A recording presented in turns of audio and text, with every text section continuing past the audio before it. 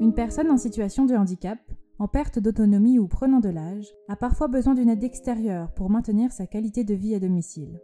Un proche peut jouer ce rôle crucial en l'aidant à effectuer les tâches ou les actes de la vie quotidienne et en lui fournissant un soutien émotionnel. C'est un proche aidant, le plus souvent un membre de la famille qui agit bénévolement. S'occuper quotidiennement d'une personne vulnérable est source de stress et de fatigue. C'est une responsabilité pouvant être pesante. Pour sa propre santé mentale et physique, l'aidant peut avoir besoin de prendre du répit pendant quelques jours, se sentir déchargé de sa responsabilité et pouvoir vraiment se reposer sans se préoccuper du bien-être de son proche pendant cette période. Il peut être difficile pour l'aidant de lâcher prise et de déléguer ses tâches à des personnes extérieures, et particulièrement lorsque le changement d'aidant et des habitudes de vie peuvent être préjudiciables pour la personne aidée, ou encore lorsque l'aidant est en souffrance, et ne voyant pas d'alternative, il s'enferme dans son rôle d'accompagnateur. Dans certaines situations, la relation entre l'aidant et l'aidé peut même devenir maltraitante sans le vouloir. C'est ici qu'intervient la proposition du baluchonnage. Mais le baluchonnage, c'est quoi ? Le baluchonnage, c'est une solution de répit de longue durée à domicile qui se veut rassurante pour le couple aidant-aidé. Le baluchonnage est une solution exigeante qui demande une préparation minutieuse et qui s'adresse à un public bien spécifique. Alors, en quoi est-ce que ça consiste ? Le baluchonnage consiste à remplacer l'aidant bénévole par un seul aidant professionnel formé qui intervient au domicile de la personne malade pour une durée allant de 36 heures jusqu'à 6 jours. Donc voilà comment un baluchonnage se met en place. Premièrement, le coordinateur du service de baluchonnage se rend au domicile au moins 2 mois avant le début du baluchonnage afin de recueillir en détail les éléments qui feront l'objet d'une évaluation approfondie. Ensuite, le coordinateur analyse finement ces éléments afin de sélectionner le baluchonneur idéal qui sera formé et préparé à la situation du couple aidant-aidé.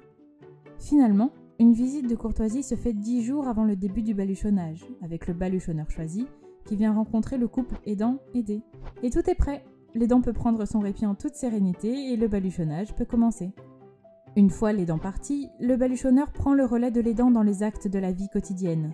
Tout au long du baluchonnage, il rédige un journal d'accompagnement dans lequel il inscrit ses difficultés, ses analyses et ses remarques. L'équipe de coordination reste en contact avec lui 7 jours sur 7 et 24 heures sur 24 afin de le soutenir.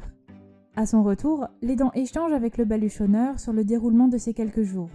Le journal d'accompagnement lui sera remis et un suivi sera réalisé par le coordinateur du service. Grâce à la durée du baluchonnage, l'aidant a la possibilité de partir en vacances, de passer du temps avec de la famille ou des amis, ou encore d'avoir accès à des soins de santé.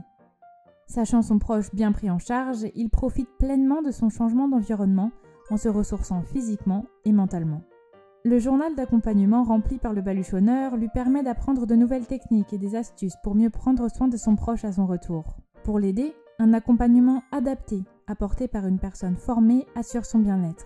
Cela peut être également une bouffée d'oxygène pour lui avec une personne aux petits soins pendant quelques jours. Et tout ça sans bouleverser ses repères. Bien que l'organisation du travail soit particulière, le baluchonneur est formé et accompagné. Cette méthode lui permet de prendre soin d'une personne sur la durée, une tâche particulièrement épanouissante. Le concentré d'heures de travail sur plusieurs jours permet au salarié d'avoir un équilibre intéressant entre sa vie personnelle et sa vie professionnelle. C'est un trio gagnant-gagnant. Et la société aussi est gagnante. L'aidant ressourcé peut à nouveau exercer de manière bienveillante son rôle bénévole, ce qui évite une prise en charge institutionnelle.